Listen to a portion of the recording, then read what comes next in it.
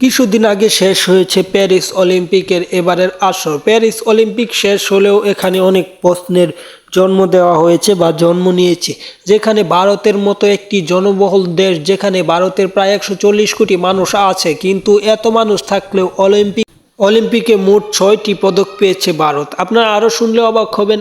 অলিম্পিকের এই আসরে ভারতের অবস্থান দেখলে, পয়েন্ট টেবিলের তালিকাটা দেখলে আপনারা অবাক হয়ে যাবেন। ভারত পয়েন্ট টেবিলের তালিকায় আছে 71 নম্বরে।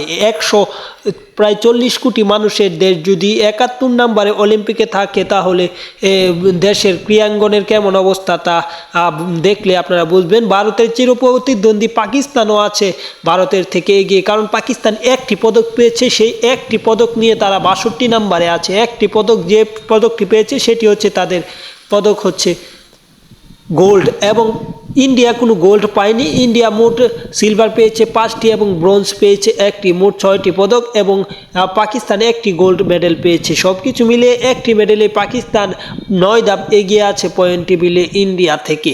ইন্ডিয়া এমন করবে এমনটা বিশ্বাসই করেনি পুরো অলিম্পিক যে বিশ্ব, সেই বিশ্ব। কারণ ইন্ডিয়ার মতো এত জনবহুল দেশে শুধু 6টি পদক, যেখানে কোনো স্বর্ণপদক নেই, এমন একটি বাজে রেকর্ড গড়ছে টিম ইন্ডিয়া।